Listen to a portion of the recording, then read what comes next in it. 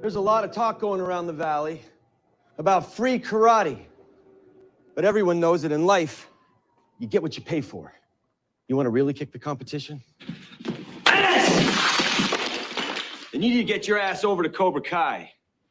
Screw that lame meditation bullshit. What you need is bone-crunching, face-smashing, good all-American karate. Enough about self-defense. Learn self-offense. Don't be a pussy. Join Cobra Kai and let me teach you the way of the fist. Welcome to No Mercy, a Cobra Kai Kickback. My name is Jacob Burrows, and I represent Miyagi-Do. At Miyagi-Do, it's not about the money. It's about the karate. Except when I use half the Q3 marketing budget on YouTube ads, then it's about the money. And my name is Jim Scampoli. I represent Cobra Kai because I can take all my bad thoughts, my insecurities, and my pent-up aggression and send it to the internet.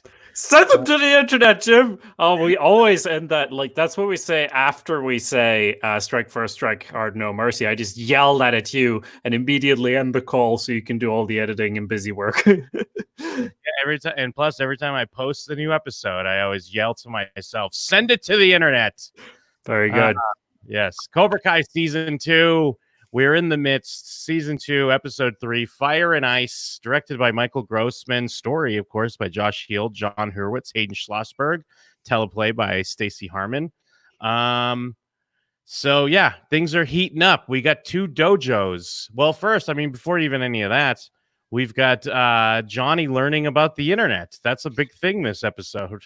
It's great. It's so adorable. He's so cute. And also, he's the kind of person you're going to have to deal with on the internet as well. Like, give support to your weird uncle trying to figure out how to use this thing. And he immediately gets ensnared by all the conspiracy sounds. But it is very cute as he stumbles his way into actually using the internet. And he figures it out and he strikes first. Not really. Miyagi-Do strikes first, but he strikes back hard.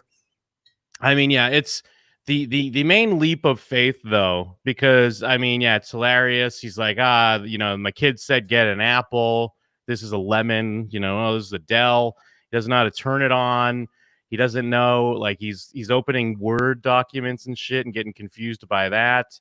But then the leap of faith is, outside of all that, he has a Wi-Fi. He has a Wi-Fi called like Strike First. It's like that's a little bit more complicated than everything else. But the important thing is he gets online, he figures it out. He searches for hot babes, as you would. Then he starts searching for Iron Eagle, and you're right, conspiracy theories. It's great just seeing the stages of the internet play out in such a short amount of time with Johnny Lawrence. It's very true. Now, with the Wi-Fi, he's at his business, so there's like no way there's a Wi-Fi connection because we know his landlord and he's not going to install and pay for Wi-Fi. But he does get an how to internet for dummies or whatever. So we're going to have to assume that he went to a shop and somehow said, "How do I internet?" And someone like you or I, Jim, helped him somewhat and just said, plug this in, okay? I don't know how he changed the password. I haven't even bothered changing the password on my Wi-Fi because it's written on the thing, but this is better. I might change it now to Strike First, and if you're ever in the region, feel free to avail of my free Wi-Fi. Oh, yeah. What's actually, let me see. I'm looking at it real quick. Because, Strike First is the password. What's the name of is it just Cobra Kai? Oh, yeah, just Cobra Kai Network. All right. So, good for him. He got the router set up and everything. Oh, I didn't see it. Oh, yeah, it does say the network Cobra Kai. But anyway, Strike First. Hot babes. Good stuff.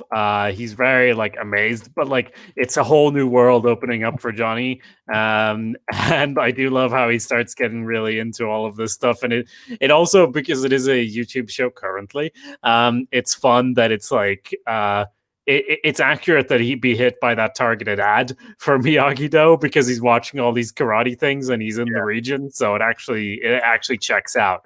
But of course, that's his impetus to strike back, as we said. Yes, because Daniel, being underhanded somewhat. I guess it's not really underhanded, but using his existing wealth just to be able to give away free karate. But I mean, as we could see, that could kind of blow back, because there is that feeling sometimes like, well, oh, if that's free, then maybe it stinks. You get what you pay for, as Johnny says later on. So we'll see how that works out. But yeah, the internet. We got the Cobras hanging out at the beach, or playing a little volleyball. Now, one thing, actually, you know what? The big thing of this episode that I noticed is that, for as modern times clueless Johnny Lawrence is, that motherfucker knows how to market, because Cobra Kai already has so much so much merch. Yeah, they have so much merch. They have a Cobra Kai volleyball. They have Cobra Kai beach towels. They have so much Cobra Kai shit already. I know they're I guess doing better because they have more students and stuff, but I don't know if Kreese is the one who came in and is really affecting the merch budget. Miguel set all of that up. Remember when he got all the marketing going and like the website and everything? He definitely just looked up like a print on demand place and got a bunch of this shit. And yeah, no, I did notice as well at the end there when they're throwing stuff into the crowd. I was like, they have so much merch. I want a beach towel now. Marketing works. Yeah, it's perfect. I mean, it is, as we know, it's a badass name for a dojo. It's also a badass logo. So you would want all this stuff that says Cobra Kai. And, they're playing volleyball. Dimitri has the towel. A couple girls pass by. He's already getting a little of the Cobra Kai rub without even having to be in karate, which is great. Some stolen valor, if you will. And then I think after that, Miguel shows up. Miguel's still... Oh, no, it's not. I was thinking it was still Sam, but no, it's because of the Robbie Keane stuff, right? Yeah, that's what Hawk thinks as well. And I almost think that too. But then we remember about the picture that definitely wasn't that wasn't Robbie. And he saw that and he psychically knew that it was Robbie. And this is the big thing for him, which is a very legitimate sort of thing to be concerned about. Hawk... I mean, we don't see the reaction right away, but Hawk is later in the dojo saying like, well, this is obviously why we were told to go easy, because, strike first, strike hard, except when it's his kid. And I think there's some truth to that, because I don't think that Johnny would have seen the problems with what he was doing if it wasn't illustrated to him by it being his own kid. But and him failing, as he says, like, I've failed him so many times before, and now I'm training people how to kill him. I don't know. But I think there's something deeper than that going on in Johnny's psyche. What do you think, Jim? Yeah, I agree. I mean, obviously, the fact that it is Robbie, is what spells it out for him. But I also do agree that it's expanding past that. I do feel like if they were like right around the corner from a tournament, he would be handling things a little bit differently, even with other opponents, because he's learning, he's changing. That's what TV's all about. We got to see these characters change, but it's still fun to see more of a classic, maybe not as brooding, because season 2 so far is very much a brooding Johnny, so it's not quite as fun as season 1. Because I mean, he was still brooding, but he was brooding in a different way. It was more in a comical way. This is a bit more dramatic, which is understandable and welcome. But that's why it's still fun to see him figuring out the internet and screaming, "Send it to the internet" and stuff, because it's a little hint of the old classic Johnny. Very true. So let's see. Immediately after that, we get a peek at the LaRusso business. And again, Daniel's wife is the voice of reason, going, you can't just spend all of this marketing money on your dojo, especially when you've specifically set it up not to generate any revenue. Like, that's part of the business plan. You're a shitty businessman. Why are you doing this? All really reasonable stuff if you think about it. Now, if Daniel wanted to argue better, he would say, now we're going to get all the kids, teach them karate, and that's going to feed into us selling more cars, and it doesn't cost us that much. And all of these ads are practically LaRusso Auto ads anyway, because it has my face in it, so it's more branding and stuff. So he could try to sell it that way, but I think he like brings her donuts or something. I don't know. Yeah. He's too caught up. I mean, he tries to fall into the whole synergy thing later when we're at Valley Fest or whatever. But he's a little slow on the uptick on that, because beforehand, he's trying to just kind of like bribe her with some food and being charming Daniel-san. And then he's interrupted by I forget this other employee's name, but he mentions the cultural appropriation in some of the comments, and it's great because it's an obvious thing to go for, and we've talked a bit about how not everyone's been on this journey like us with Daniel, where we understand that his intentions are true. But to the outside world, it may not be great branding, or it may not be reading the room fully.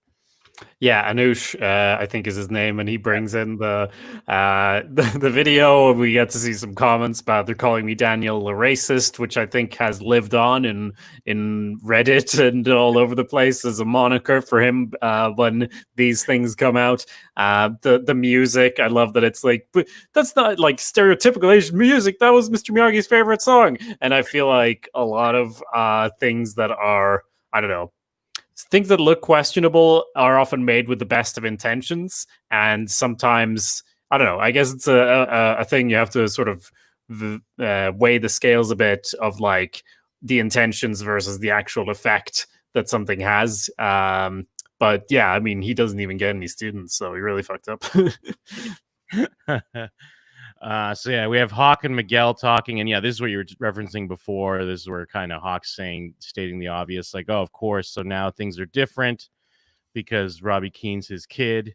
Aisha's finally seen the ad, and she's upset because they do say what snake in the well, Daniel says snake in the grass. He takes some subtle shots at Cobra Kai, and they are Cobra Kai, so they're gonna take that personal. And geez, and also at the same time we have Kreese and Johnny watching the ad. Like, the ad's a big deal because of course, Cobra Kai is fitting to take over the valley, and you got this competition now. There's going to be a dojo at every street corner once we send it to the internet. But yeah, no, Kreese says this is an act of war. They even, I think, overhear students going like, wait, why are we paying for this if we can get it for free?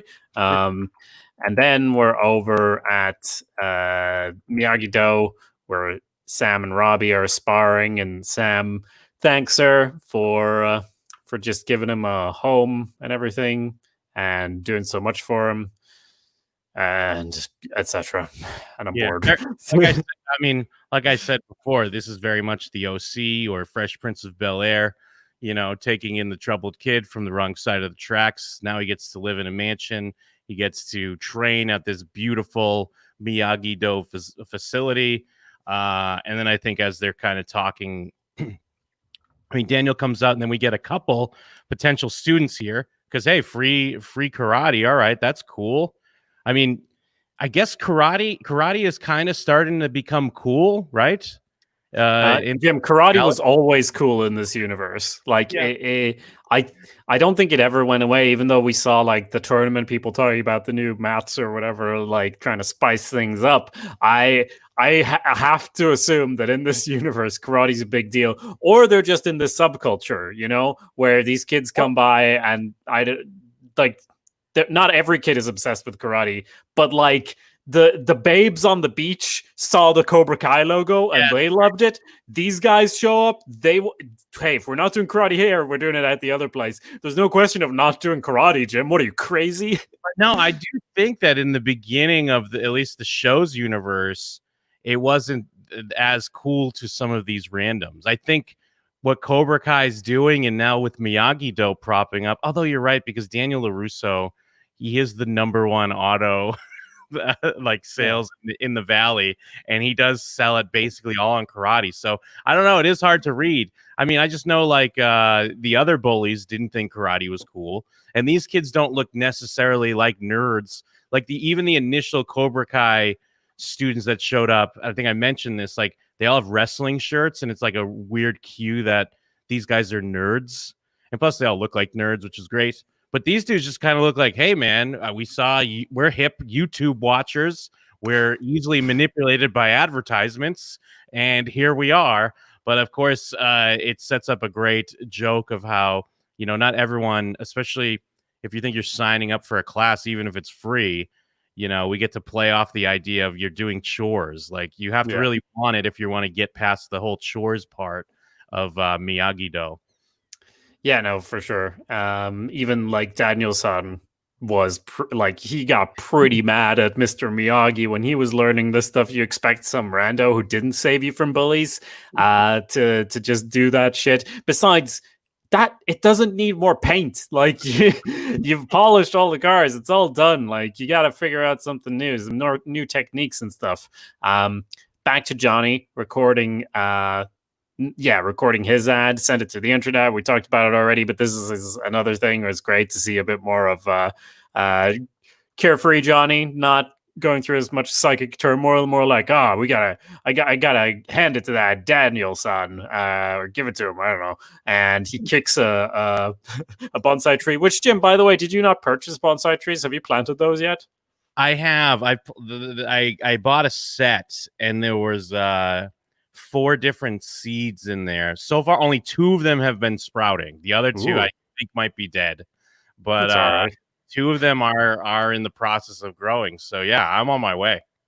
That's, Cobra Kai loses 3 out of every 4 students, but the ones that remain are the ones that become the champions of the All Valley tournament. And I think that's going to be the case with your little trees as well, Jim. I do love how he just kicks it in that guy's face. Yes. But also, did that hurt you now as a burgeoning tree dad? A little bit, because it's like, a lot of those, I mean, these trees take years. So come on, man. Show some respect. Yeah. Can't believe I said burgeoning and not like sprouting or something, but let's Yeah, no, I'll try. So we have Miguel and Hawk talking to Johnny about the whole thing with his son, and Johnny tells him to fuck off. Yeah. And like he does it in a way that it's like, you're totally right, and also fuck you. Like he doesn't want to go into it, which and like Miguel stays and tries to have like his heart to heart, because they're not just sensei and student, they're like mentor and mentee, and they help each other, and we know Miguel helps him at least as much as Sensei Lawrence helps him, but no, he just calls him by his surname and sends him on his way, I think.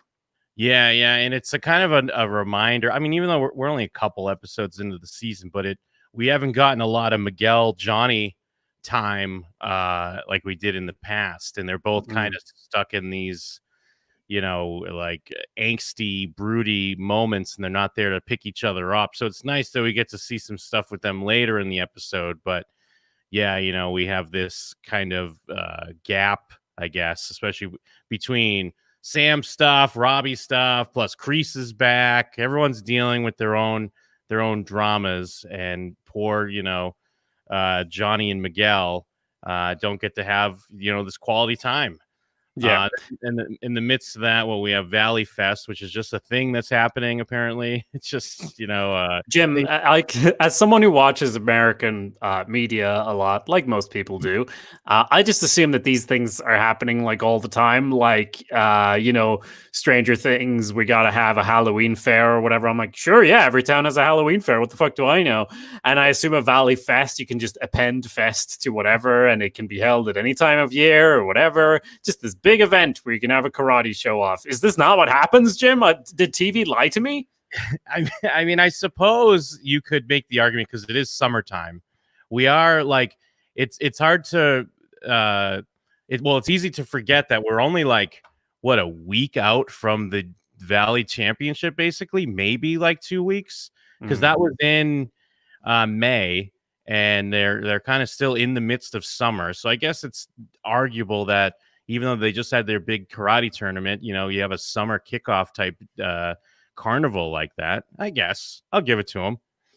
Sure. Yeah. Okay. And so Daniel's, like we said, he talks about, we're not siphoning business from the auto dealership. It's, we're synergizing, and this is going to be great, and it's going to sell cars, whatever.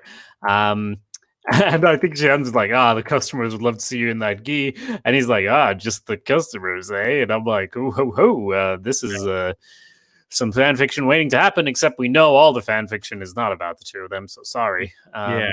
Well, it also hints that, I mean, not to go too blue here, but I mean, clearly Daniel has worn the gi in the bedroom, right? Yeah. Then do you think, well, clearly, I guess Johnny's probably worn his gi in the bedroom as well. It's his only item of clothing he had at one point, Jim. Like he didn't have any. It basically looks like a robe as well. So now, can we also assume then that Kreese has worn the gi in the bedroom? Oh God. Or is Kreese an asexual product? An asexual man. Chris gives the impression that he will just go fully nude immediately. Like I mean, at the well, I'm sorry to cut you out. He was getting No. massages in Karate Kid 3, and they were like, and he was like, "Where'd you find these?" Like wherever he was in Tahiti or something. And I remember like Mr. Silver there was like, "Haha, yeah, this is great." Yeah, I feel really uncomfortable talking about Chris's sexuality, so I'm going to move on now. Well, last question. Then clearly Terry Silver's worn the key in the bedroom, right? I don't even want to get into it, but I feel like, yeah, no, for sure. But he also did, like, he has a sex dungeon, and they're all like human trafficked slaves. So he's going to wear the gi because he's Terry Silver. I know I said last one, but the bad boy karate's clearly worn the gi in the bedroom. I think so, but only because it was like a fiery teenage, like straight to fucking kind of deal, and they were so like the lady in question was so amped up from watching him do some karate chops that he didn't have time. Like it wasn't a sexual thing; it was more an expediency thing. And not to get too off topic, but weirdly enough, thinking about it now, I feel like Mike Barnes, the bad boy karate. I mean, will we or won't we see him in future seasons? But I feel like he's one of the one characters that if we ever revisit, he's completely moved on from karate. Yes. I don't know why. I just feeling in my gut that he's like, oh, karate. Yeah, that's a thing from when I was a kid. I'm Terry Silver, I unlike our friend, the Cobra Kai kid, like Terry Silver is just a stain on the whole like saga of the Karate Kid to me. I never want to see him again. But the bad boy of karate, like he's a great opportunity to do something unexpected where he's going to be like, you know, maybe he teaches meditation now or something. That's a bad example, but like, yeah, do something unexpected with him. Like just have him work as a clerk or whatever, or like a banker. But then, I mean, Danielson kind of did that too, but like maybe he's getting pulled back into it, but he's the one who's actually like, what? No, karate's for children. What are you talking about?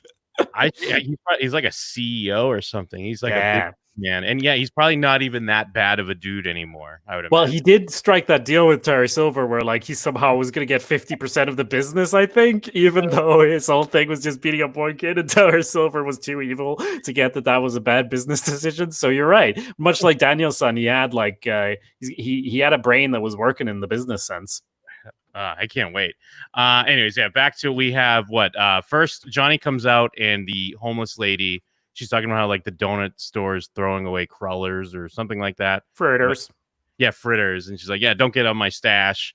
And then Kreese is waiting there, and Kreese is well, he's talking about Robbie, right? He's kind of grilling him about Robbie and how, you know, it's like a stain on Cobra Kai or something, the way that he's training with Miyagi-Do, he should be with us. Then he kind of even, in a weird way, like I guess in a Kreese way, he does kind of kick some good advice in Johnny's ear, because even though he's being manipulative, he does bring up like, you know, what if Miguel like goes over to Miyagi-Do? At least it does kind of give Johnny, you know, a little bit more perspective of like, yeah, be hard on Miguel, but also let him know that, you know, he's important to you. Yeah, one of the things I really like about this episode is, besides the fact that we do get that interaction between Johnny and Miguel that reinforces their sort of more special relationship of mentor and like, well, father-son-ish type relationship. Besides that scene that we're getting to is really great. But also the fact that Kreese, even though it's very telegraphed in the story, Kreese is a bad guy. He's like evil. He's gonna be not good for Cobra Kai. It's like super duper clear.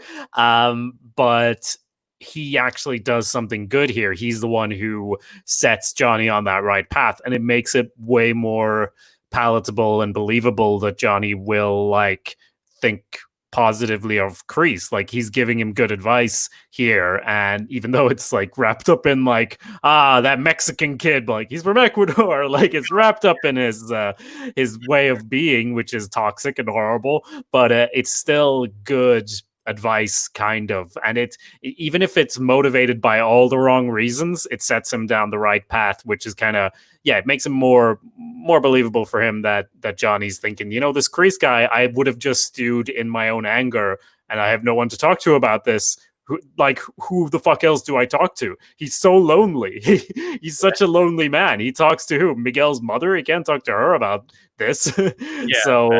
So yeah, he actually gets something good out of this, and goes and picks up Miguel and says, let's go for a ride, and does the talk, which is a great talk when he's at first it talked about how the onions are great, like none of this lettuce bullshit that all these modern hamburger places have. But then the reveal of this is where I sat while my son was being born, and the hospital was right over there, and I was trying to work up the courage to go, and I never went. And Miguel even is like, you don't have to tell me this. And I'm like, there's almost a hint of I don't want to see my sensei weak. I look up to you a lot, and I don't necessarily want this for me. But there's also in the previous scenes, Johnny's been the one reinforcing we have a sensei student relationship, but he's doing all of this and revealing all of this, and this is all, I feel like we were talking about, part of his evolution. There's no way he'd have this exact chat in season 1, Oh yeah, absolutely. And yeah, I like that. Yeah, you're right. Miguel gets uncomfortable because it's it is getting real, and and Zabka's really killing it. They're both killing it, but it's nice to see him get to flex a little bit more of his dramatic chops here. And they're both obviously Johnny's tearing up, and Miguel's almost to the point of tearing up, and he's kind of yeah, you don't have, this is personal stuff, sensei.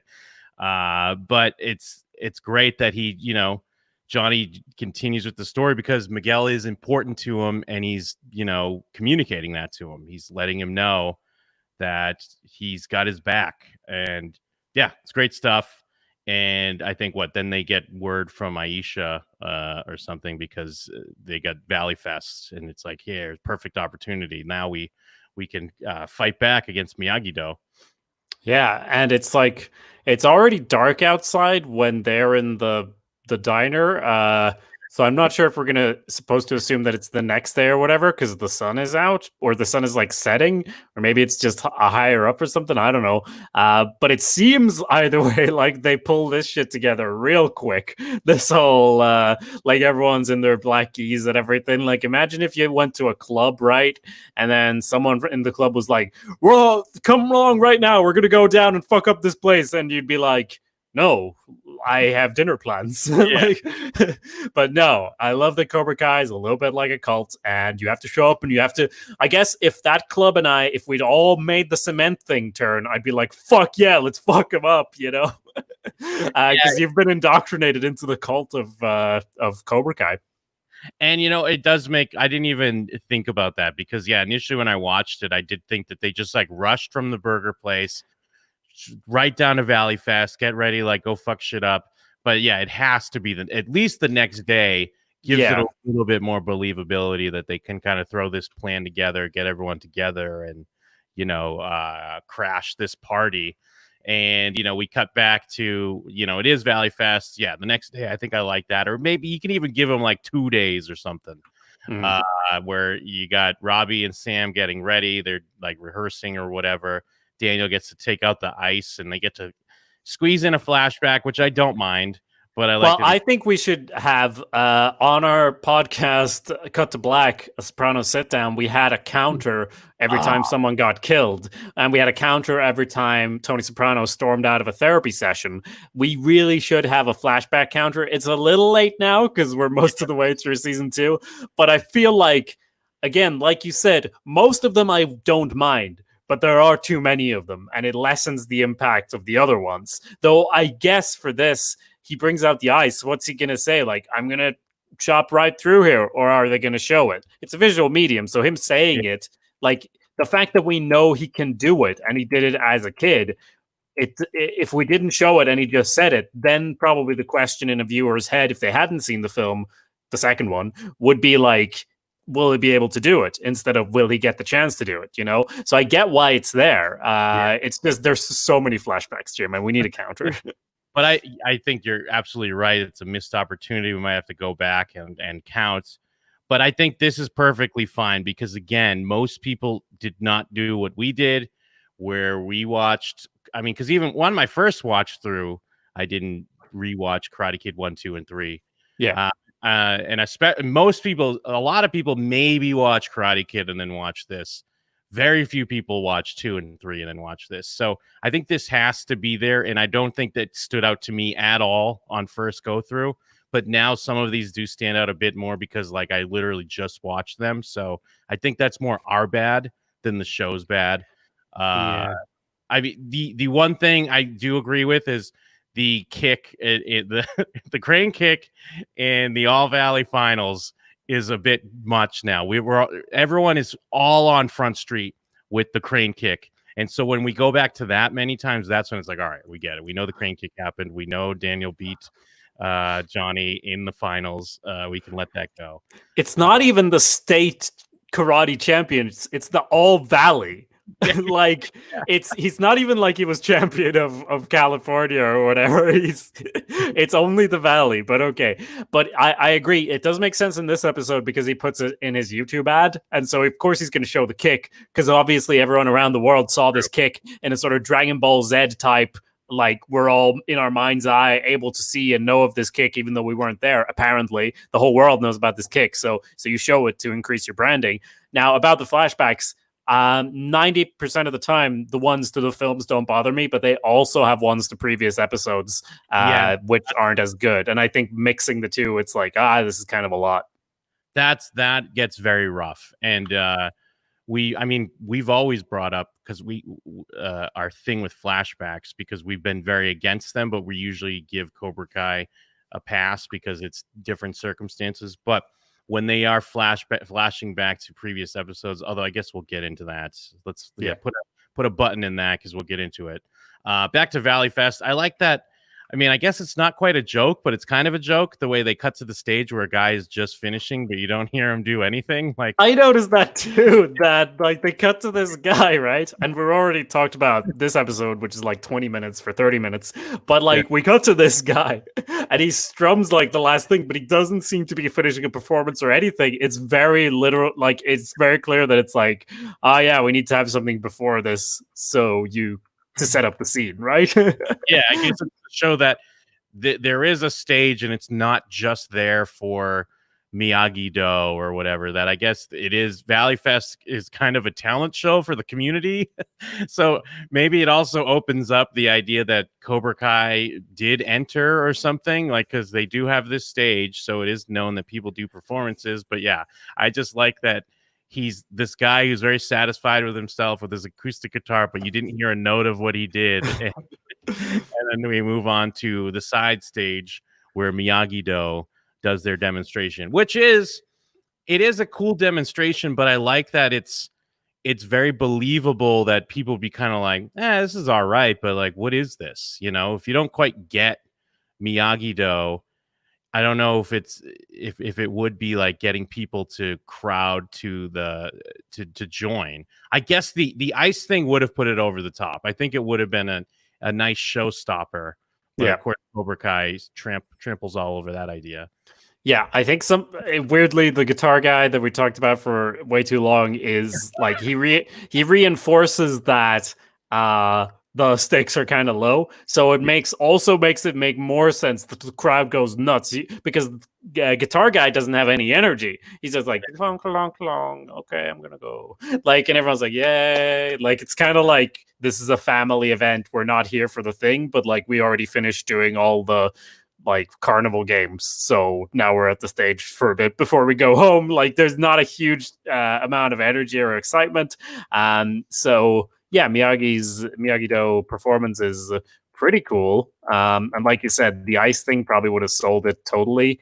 The grand finale. But then Cobra Kai come in and they're yelling Cobra Kai. And I think they jump up and do coordinated kicks and there's music. And then they just start sparring. And it seems to be like they're doing real sparring, which is dope. Like, because you feel like you would never see that. And Cobra Kai, the way they teach them, it's like, yeah, it's not going to be flashy, but like it's going to be kind of flashy. Yeah. You need to look badass while you do it. And they're all just fighting up there at once. It's rad as hell. They come in doing their kick-ass march where they're chanting Cobra Kai. Well, before that, I just want to give a shout out to Raymond because Donatello was also my favorite. Real quick, you want to say your favorite Ninja Turtle was, Jacob?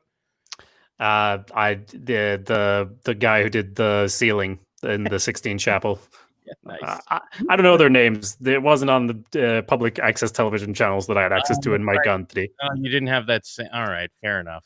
I did have seen some of it, but like the bits I remember the most are watching the live action films, which is not the best introduction. Well, they're great in their own way, but like very strange. So yeah. Also, back to Cobra Kai. I mean, their merch. They have like a giant banner already. You know, they even have like a spot. They have 2 spotlights that are the Cobra Kai symbol. Like these motherfuckers are ready. They're ready for the modern world. Not only that, they have kick-ass karate. They're breaking boards, and then Johnny comes out with his own finale. I guess where we get our title here because this is what Fire and Ice, I believe. Yeah, the Song of Ice and Fire is the actual title. But like I'm surprised the cinder blocks that he's breaking aren't Cobra Kai branded because everything's fucking Cobra Kai branded. But like this is one of those things where I'm like, this is it's kind of on the nose, but it's not really. Like I think we're going to talk, we already watched the next episode, we're going to talk about that next week obviously, but next week I feel like there's some stuff that doesn't land as well, and everything in this episode just lands perfectly for me. There's nothing like extraordinary about the episode in itself, but the fact that Daniel-san was going to break the ice and he has cinder blocks and sets it on fire and then breaks them, it's super cool, first of all, and it works as a sort of I've upstaged you, but it's also a representation of like the differences between their dojos and their styles, and it makes perfect sense that without knowing that he's going to use the ice, Johnny's going to be like, yes, set it on fire, because that's cool. So it just matches their personalities and the whole clash of everything going on in the show so well, but it should be like super on the nose, obviously, because it's like that contrast. But I just think it works completely. So yeah, great stuff. Yeah, it's a smart way to mine, the history that's already there. Because it's not like Karate Kid 2. They're like, let's have Daniel break ice because clearly he has this rivalry with Johnny, and Johnny's more of a fire person. It's just it works out. Like it does feel almost like you said, like obvious or on the nose, but it's very similar to like something like Breaking Bad where they didn't always plan everything ahead of time, but they knew how to look back at what's already there and how to perfectly like feel like it was always the plan. And then you get the nice shot of the ice melting and then the episode ends. It is I guess you're right, we have talked about this episode longer than it was. It is a brisk episode, but everything is like perfectly placed and well done. So yeah, good stuff. Yeah, and it's this sort of thing where, like, if you watch the whole season through, you binge it, you're not going to have the time to digest and think about it, where the more we talk about it, the more I realize this is probably one of my favorite episodes of Cobra Kai because, the whole bit about Johnny exploring the internet at the start, it makes perfect sense that he sees the ad, and the fact that Daniel's failing, like, again and again, in different ways throughout, it just makes everything just is really good in this episode. And I wouldn't have realized if I just binged through the season because they would all blend together. For sure. Yeah. So I think that's it. So you can find all of our show coverage at showswhatyouknow.com. Like I said, we've talked about every single episode of The Sopranos. And if you want to know the final tally of that death count, you just search for Cut to Black, The Sopranos Sit Down. That's kind of where we got the name No Mercy of Cobra Kickback. It's just our naming structure. More shows are available at showswhatyouknow.com. And you can also subscribe and leave a review. We'd very much appreciate it. Beyond that, Jim, I think there's just one more thing. Oh, what's that? Strike first. Strike hard. No mercy. and we're out.